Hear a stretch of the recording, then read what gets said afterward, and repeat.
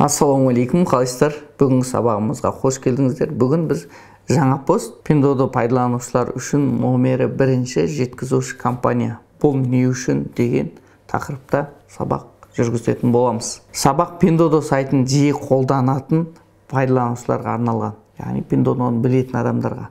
Бұл сабақта біз не айтамыз? Қолданушылар бізді не үшін таңдайды? Неге жаңа пост арқылы тауар жеткізу керек? Не үшін бізбен жұмыс жасау керек? Артықшылықтар мен мүмкіндіктер туралы айтатын боламыз. Жаңа посттың артықшылықтары мен мүмкіндіктер туралы сіздерге айтатын боламыз. Жаңа пост компаниясы қазірге дейін 8,6 миллион тауар жеткізді. Яғни біз қазақстандық клиенттерге 8,600,000-нан астам тауарды қолына жеткізіп бердік. Жалпы осы компанияның құру барысы кезде мен өзім мақтанып отырып айта алатын цифрым. Бұндай компаниялар Қазақстанның алдыңғы топ 5-і әрең орындайтын статистикалар. Ал оны кім жасады деген сұрақ. Оны қазірде бізде 460,000 қолданушы бар, солар жасаған. Ал сол 460,000 қолданушының 300,000-ы біздің курстардан өтіп, Қытайдан қалай тауар тапсырыс беру, қалай дұрыс болады дегенді біліп, ақшасын үнемдеп, арзан бағаға тауар сатып алып жүрген кісілер біздің шәкірттер. Pindodoмен қалай серіктес болдық? Неге серіктестікке қазақ компаниясы таңдалды? Қосымша ішінде, яғни Pindodoның ішінде біз қалай қазақша жазуға себеп болдық, қалай ықпал еттік? Осы тақырыптарды сіздерге толық қозғайтын боламыз. Менің есімім Сержан Тоқай, жаңа пост компаниясының негізін қалаушымын. Осы салада 7 жылдан бері жұмыс жасап келемін. Сол 7 жылдық жұмысымыздың нәтижесінде біз Pindodoның Қытайдың алпауыт платформасының логистикалық партнері болып атандық. Жаңағы оқытқан 300,000 шәкіртіміз біз сол кісілермен бірге осы деңгейге жеттік. Қазақстан бойынша қазір 68 филиалымыз бар.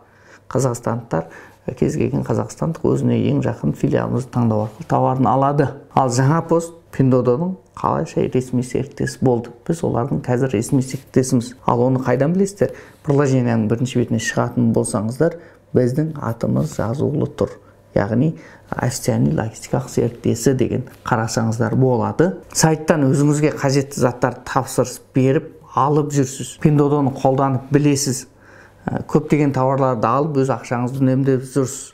Сондықтан біз Pindodoдан қалай сатып алу керек, Pindodo қандай деген нәрсеге тоқталмаймыз бұл сабақта. Бұл сабақта біз логистикалық бөлімге тоқталамыз. Қытайдан Қазақстанға тауар жеткізу.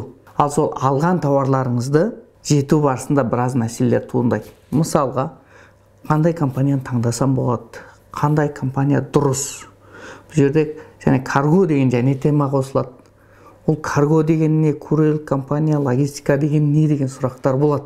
Көрдіңіздер ме? Осы нәрсе туралы сіздер, яғни сіздің бір тауарыңыз алдыңыз, ақшасын төлеп сатыңыз, сізге келу маңызды. Сондықтан бұл жерде логистика барысы да өте маңызды. Тауарды екі жолдың біреуімен тасымалдай аласыз, дәл қазіргі жағдайда. Оның біріншісі Pindodoмен официальный серіктес болған, және шекарадан да сол тауарларды официальный өткізетін жаңа пост компаниясы, және басқа компаниялар. Яғни неофициальный немесе шекарадан неофициальный өткізеді деген сияқты басқа компаниялар. Ал екеуінде официальный дұрыс жасап отқан Қазақстандағы бірден бір компания ол жаңа пост. Сонда екі жол бар сіздерге істеуге болатын. Ал басқа компаниялар бейресми жұмыс жасайды. Яғни шекарадан бейресми өткізеді тауарларды. Сондықтан олар не үшін бейресми өткізеді деген бір сұрақ туындайды. Партнер еместер бейресми тауарды алады. Бұл жерде код қажет болады. Мысалға, мен тауар заказ бердім. Менің тауарым қайсы екенін анықтау үшін маған код беруге тура келеді карголар. Ол жерде қытайша адрес толтырады. Мына сіздер көріп отырғандай. Қытайша сол компанияның аты, немесе сізге берілген код, сосын Қытай сқатының телефон номері қытайша иероглифпен адрестер толтырады. Бұл клиент үшін қиын. Басқа карголарға да дәл солай болады. Сондай болғандықтан бұл тауар осы жақта отырған компания Қытайдан қабылдайды, Қытайда басқа номер. Яғни бұл клиенттің кімдік екенін білмейтіндіктен олар код алады. Қытайша адрес толтырып клиентке код береді. Бұл барысты біз бұрын кезде өзіміз басымыздан өткізгенбіз. Сөйтіп қазіргі деңгейге жеткенбіз. Ал біз Pindodoның официальный партнеріміз. Бағана айтқанды қайталап өтсем болады. Бірінші бетте бізде жаңа пост туралы ақпарат тұр. Біз сол Pindodoға айттық, клиенттердің қиындығыне иероглифтегі адрестер түсінбейді. Үнемі уайымдап жүреді. Мен дұрыс жаздым ба деп. Сабақ бойынша да бәрін қарап алады да, бәрін дұрыс жазып тұрып сұрайтын кісілер болады. Себебі ол жердегі иероглифтердің не жазып тұрғанын білмейтіндіктен, менің адресім дұрыс па, кодым дұрыс па, мен осылай жазсам дұрыс па деп тіпті өзінің жазғанын өзі сенбейді. Ал осы бір үлкен қиыншылық болды. Біз Pinduodo'мен партнер болған кезде ең алдымен осыны енгіздік. Қазақстан адресі енгізілсін деп. Оған өзіміздің базаны дайындап бердік. Қазақстанда мұнша адрес бар. Негізі бізде көп адрестерді қолмен жазады ғой. Ал біз не істедік? Облыс, қалаларды, аудандарды клиент қолмен жазбай автоматын бүйтіп басып таңдай салатын қылып дайындап бердік.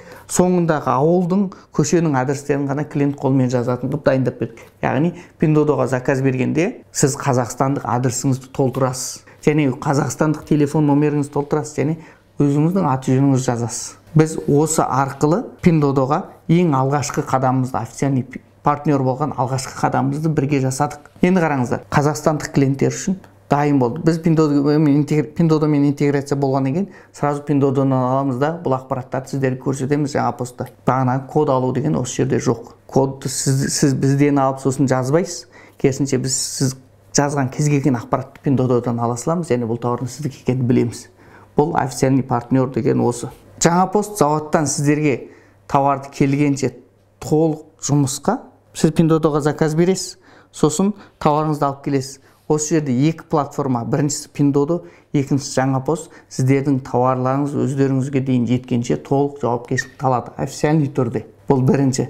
Екінші, бұл жерде сұрақ туындауы мүмкін сіздерде. Неге сіздерге тауарларға жаңа тиымдар бар, басқа карголарда жоқ деген? Неге ондай мықты болсаңыздар бәрін жеткізе бермейсіздер деген сұрақ бар. Ол табиғи сұрақ. Мықтымын деп заңсыз нәрселерді жасай беруге болмайды. Заң негізінде жұмыс жасалады. Таможня, логистикалық заңдар бар. Яғни таможнядан оқ-дәрілерді, дәрі-дәрмектерді, өсімдіктерді, жан-жануарларды, сұйықтарды, жарылғыштарды алып өтуге болмайды. Сондықтан біз тиым салынған тауарларды алып келмейміз, басқа тауарлардың бәрін алып келеміз. Ол белгілі көлемдегі дүние, және бүкіл әлем бойынша сол стандартпен жүреді. Соны алып келмейміз.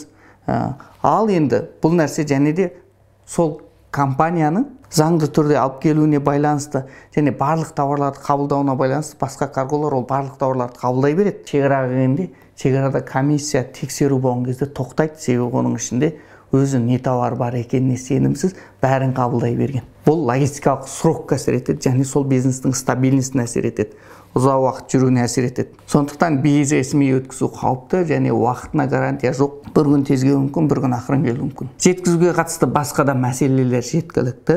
Соны бір-бірінен таратып өтейік. Бірінші, ұзақ уақыт, кейде 2-4 айға дейін кететін жағдай бар. Қазір бұл аз болуы мүмкін, бірақ сезонға байланысты ол көбейеді. Не үшін бағанағындай ұзарады? Әр 15 күнде бір шекарада комиссия болады. Әр 15 күнде бір шекарада комиссия болатындықтан, ол егер заңсыз тауарлар өлбісе, бағана тыйым салынған тауарлар өлбісе, немесе құжаттары дұрыс болмаса, олар шекарада тоқтап тұрады. Сол себебі уақыты ұзақ болуы мүмкін.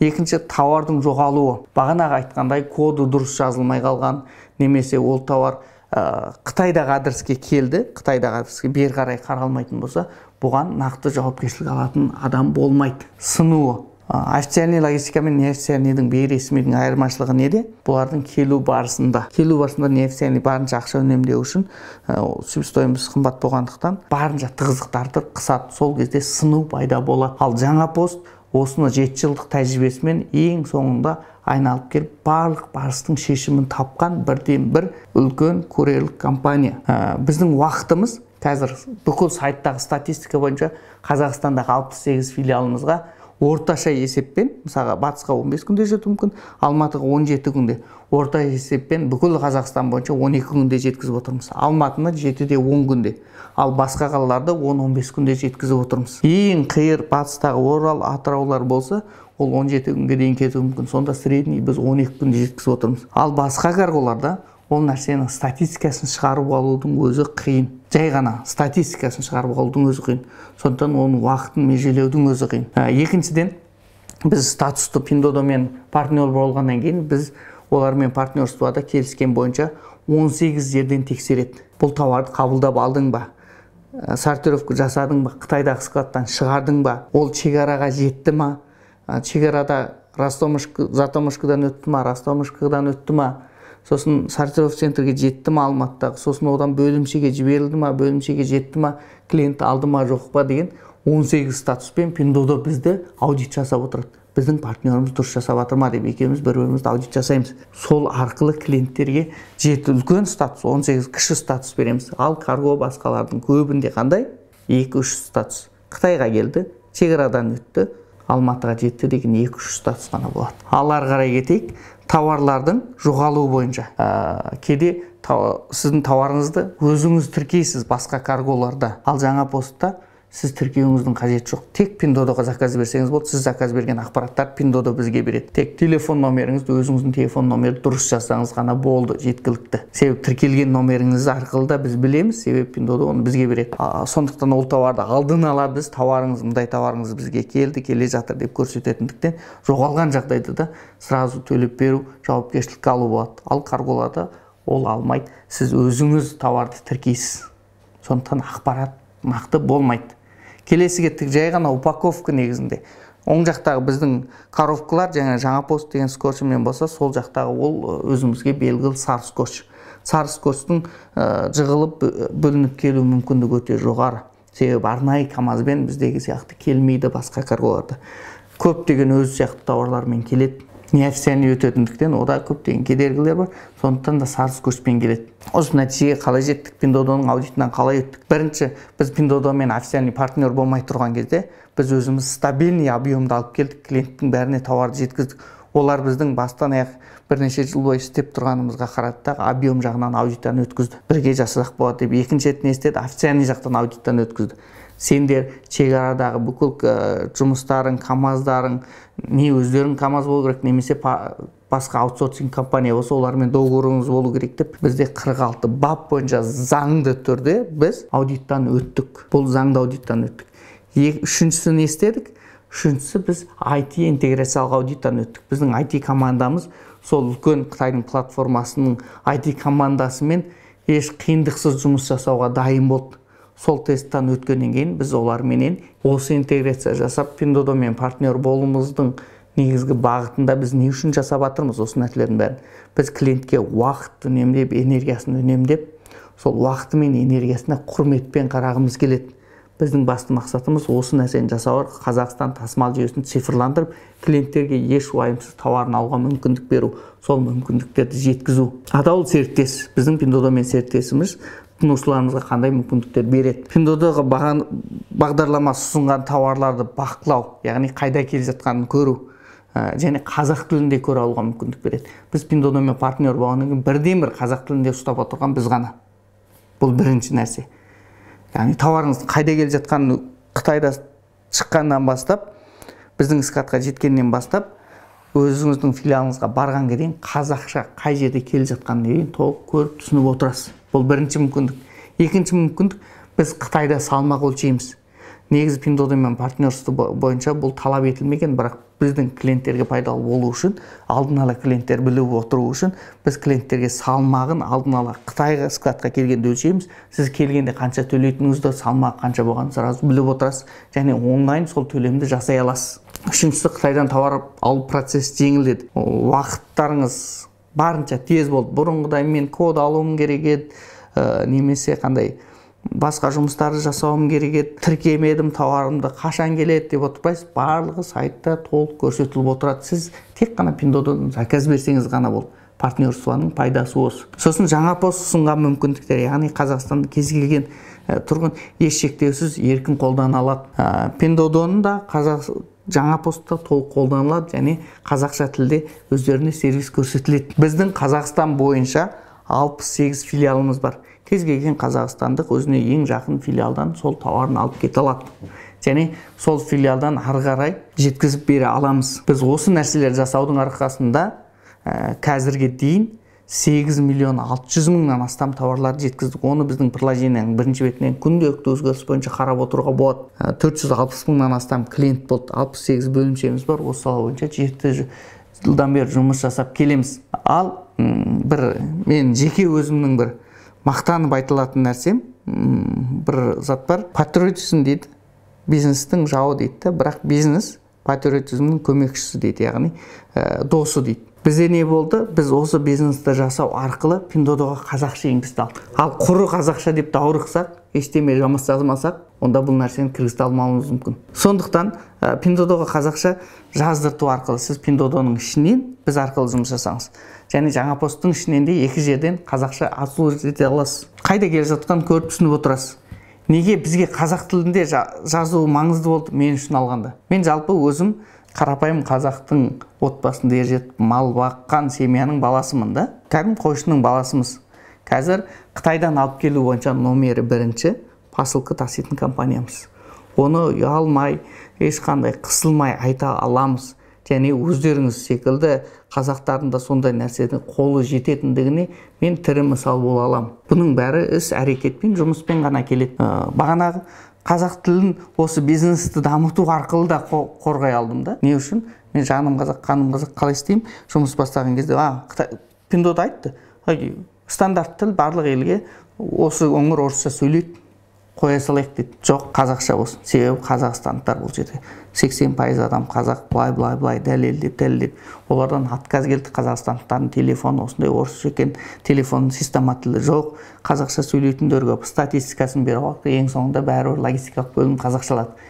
Бұйырса төлем бөлімін қазақшалап жатырмыз. Сөйтіп қарапайым қазақтың баласы Қытайда болдым. Осы логистиканың маңыздылығын білдім. Ауылдан шықтық, мал баққан семьядан оқыдық, үйрендік. Сосын Қытайдың ішкі Қытайда жүріп логистикалық маңыздылықтарды көрдім. Выставкаларға қатысып көріп. Дәл қазіргі жағдайда мен бір қызық нәрсе айта аламын. Дәл қазір бүкіл мүмкіндік бар, елдің бәрі сол жаққа шауып барып жатыр. Бірақ мен 2016 жылы өстіп барып көріп біліп, осы логистика Қазақстанның өндірісінің емес, Қазақстанның логистикасының маңыздылығы екенін сезінгеннен кейін осы логистикаға кірдім. Бір қазақстандық бір түрлі өнім шығарса да бүкіл біз Қытай секілді әлемді қамти алмаймыз, және ондай деңгейде түсіре алмаймыз, сөз ұстаймыз. Ал біздің маңызды ерекшелігіміз логистика және жасыл өнімдер. Сондықтан логистиканың маңызын түсіп соған көзім жетті. Сосын Inexport деген компанияны ең алғаш бастадық. Қазақстанда ашып, сосын одан 7 жылға жуық жұмыс жасадық.